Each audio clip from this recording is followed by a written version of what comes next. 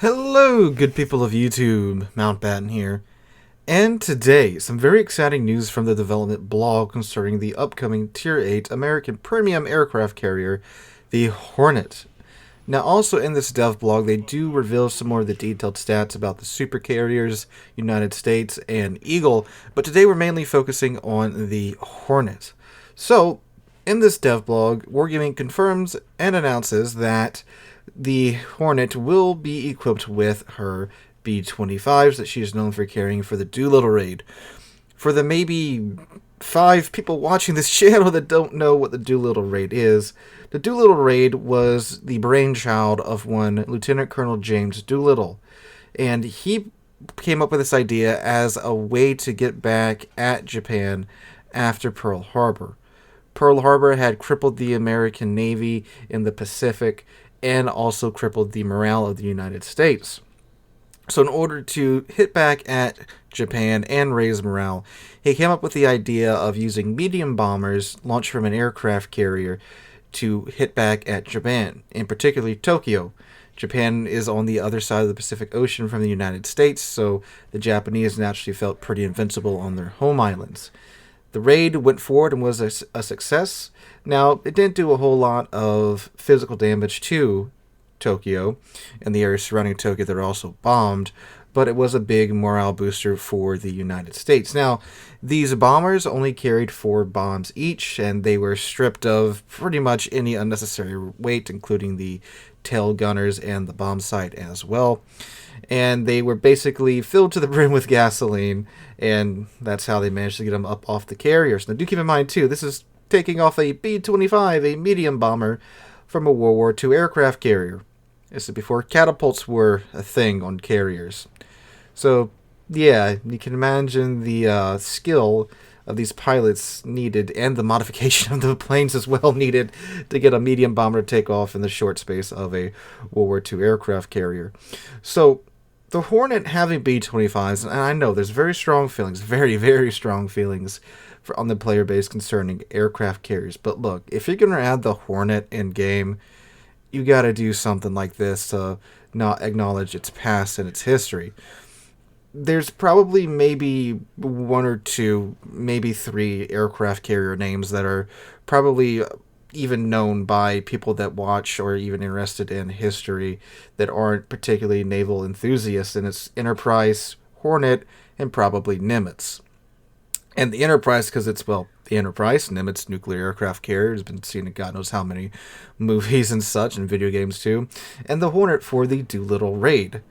So adding the Hornet in game and not adding in her B-25s in some way, shape, or form would be a huge mistake in my opinion. Now, of course, aircraft carriers, there's some problems with them in just the fundamental ways that they work throughout the game.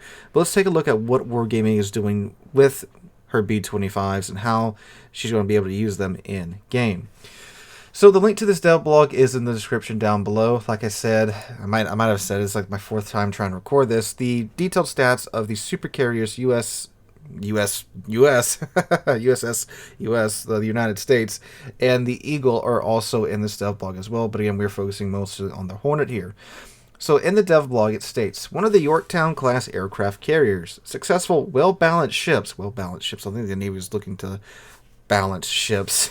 I think you're trying to make the most overpowered ship you can in real life. That defined the development of aircraft carriers in the U.S. Navy in the 1940s. The ship's main strike force is torpedo bombers, similar to Rangers researchable ones, and bombers similar to the stock ones of Lexington, but armed with AP bombs. Hornet's bombers and torpedo bombers have a large number of planes per squadron and per attacking flight. A key feature of Hornet is the availability of a tactical squadron of bombers. It serves as an auxiliary weapon and consists of a single attacking flight, which takes a significant time to prepare. The squadron doesn't return to the carrier's deck after the attack and is restored by the whole flight at once. The ship's tactical squadron consists of powerful B-25 bombers, which Hornet carried historically for the Doolittle raid. The squadron has a large attack flight size and many bombs per plane. Many bombs per plane. That's interesting.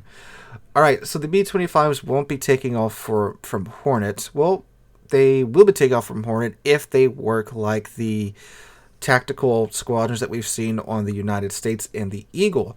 Both of those work, in Wargaming's own words, in a similar fashion to the Issei's planes, where they have to go through their timer, then you can use them, and it doesn't matter if you lose one plane or all 4 planes. Another 2 minutes on the Issei, you're going to have the whole squadron again. And that's what the tactical squadrons work like on the United States and the Eagle, and those do take off from the ship. So I'm assuming the B-25s will be taking off of the Hornets. Again, if they don't, that's a huge wasted opportunity.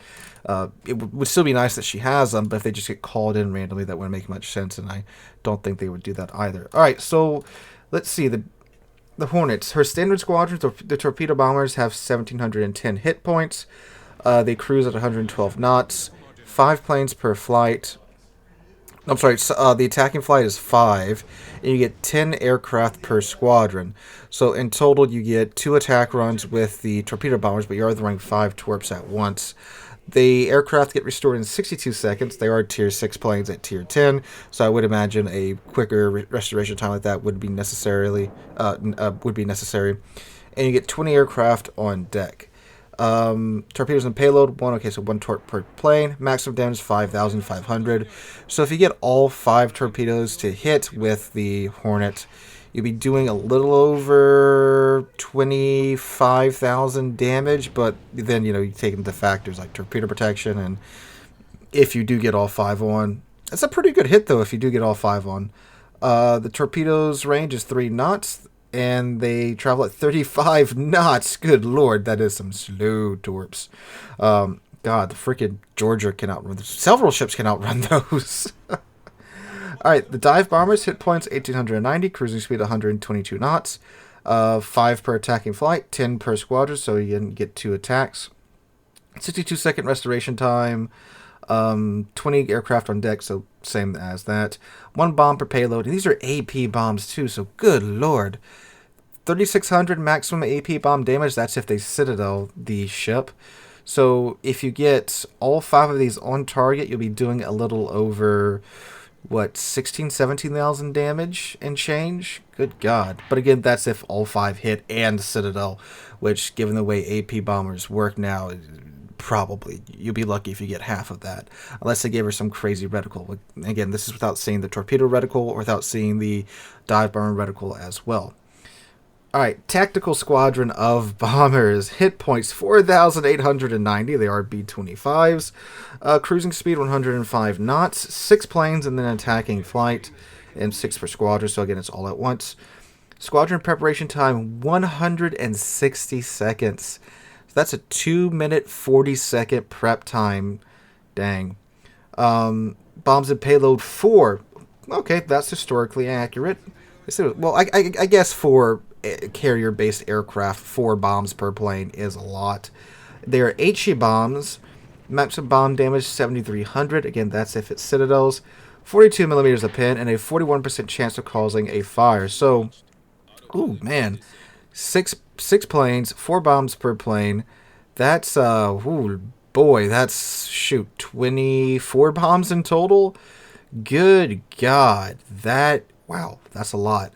Now, again, that's if all the planes get through and they don't get nommed up by the AA. I'm going to assume, since they are B-25s, they aren't going to be that maneuverable and probably will have a large turning circle. So they're basically handled like the flying bricks that they are. So it's not going to be like you can quickly get in, select your one target, choose it to die, and beat the crap out of it. Although it wouldn't surprise me if, someone does get lucky and gets a god roll, and we do see some of that happening in game. So, right now, 2 minutes and 40 seconds preparation time. If you think about a lot of the matches that you see now, they last, what, 10 minutes, 15 minutes? So, in a 10-minute game, you get to use these planes, what, twice, maybe 3 times, depending upon when you pop it. I mean, I guess if you pop it every chance you get, you might get it 4 times in a 10-minute game, if that. And then, if the game does go for the full 20 minutes, which that doesn't happen too much anymore, you will be able to use it a fair amount. And given the fact that her other aircraft, her standard squadrons, they are, the torpedo bombers at least, are literally sounding like tier 6 planes. Yeah, and the dive bombers sound a bit better, but they are AP too, so that's a bit more handy dandy. So yeah, I mean, it's hard to say, is it going to be balanced off of this right now? Because we don't know what the AP bomb's reticle is like. We don't know what the torpedo bomb's reticle is like. And we don't know how easy it is to consistently get good hits off on these types of armament. Now, if they're like the usual American torpedo bomber reticles and such, it should be fairly easy to probably get most of your torpedoes on target. I don't think you'll be able to get, unless you're a really good Seaver player. And I'm not a good Seaver player. You can probably tell by the footage playing in the background. I'm really not that great. But I would imagine for the average Joe, you'd probably be able to get, I would say, easily 4 on target. I would say at minimum probably 3, if you're tagging from the side and such. But again, we'll see. We'll see once the ship gets into testing and how it performs in game. People are getting absolutely dumpstered by these B-25s. Now, given the state of high tier AA, do keep in mind this is a tier 8 carrier. Tier 8 AA is something. It's either like complete god tier, like the kid, or it's useless. So I predict that the B-25s are going to be able to like bully the crap out of ships with poor AA or battleships that go alone. But if you're next to a booster or something, they're probably going to get freaking shredded, I would imagine. But again, we'll see how this carries out. Now, I am assuming the B-25s are level bombers. They don't say here one way or the other, but they could be skip bombers. B-25s were used for skip bombing in World War II, believe it or not.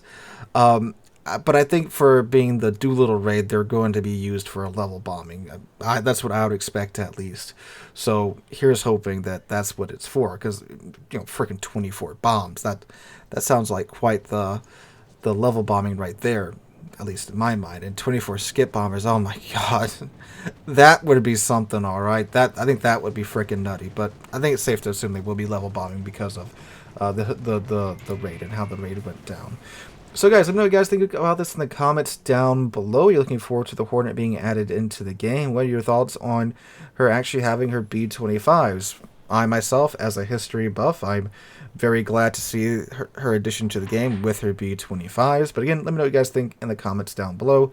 Hope you're all having a wonderful Thursday. Hope to catch you guys in the next one.